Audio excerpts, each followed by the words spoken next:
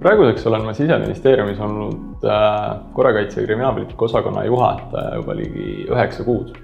Enne seda ma alustasin 8 aastat tagasi Siseministeeriumis õigusosakonna, siis pakkus see mulle hästi palju tegelikult, kui ma olin värske juuratudeng, et siis see pakkus mulle hästi palju sellist väljakutset just, et näha selle õigusmaastiku tegevust täidesaatva võimu külje pealt, seepärast seda liikusin edasi siis korrakaitse ja kriminaalpoliitika osakonda ja samasse osakonda õigusloomenõunikuks.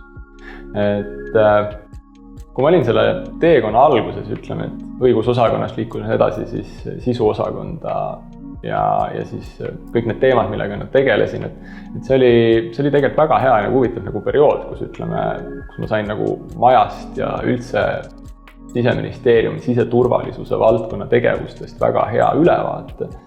Ja kui ma ükskord tundsin, et ma tahaks ka isiklikult kuskil suunas võib-olla edasi ja karjääriredele ülespoole liikuda, et see leidis väga head ja tugevat toetust ministeeriumis selles mõttes, et mulle väga meeldis see, et Siseministeeriumis märgatakse seda, kui inimene soovib areneda ja märgatakse seda, kui inimene ikkagi ise annab tugevalt märku, et ta soovib kuskile liikuda ja sellega tegeletakse.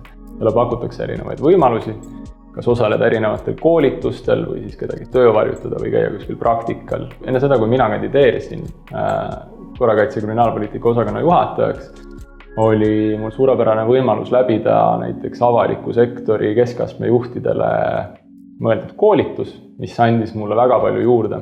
Ja enne seda mul oli ka võimalus käia Saksamaal Marshalli keskuses endal lihtsalt laiemaid teadmisi julgeoleku valdkonnast arendamas ja endale võrgustiku loomas. Mina usun, et Siseministeerium on avalikus teenistuses tööandjana üks lipulaevadest kindlasti. Et mis puudutab näiteks väärtuspõhist juhtimist, seda, et hinnatakse ja väärtustatakse väga tugevalt just indiviidi. Hinnatakse hoolivust, hinnatakse inimeste mõtteid, inimesi, uusi ideid.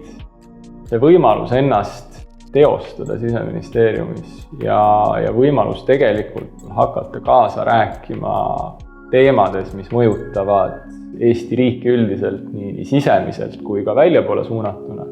Et need võimalused on tegelikult väga lahedad ja need võimalused on tõesti käega katsutavad.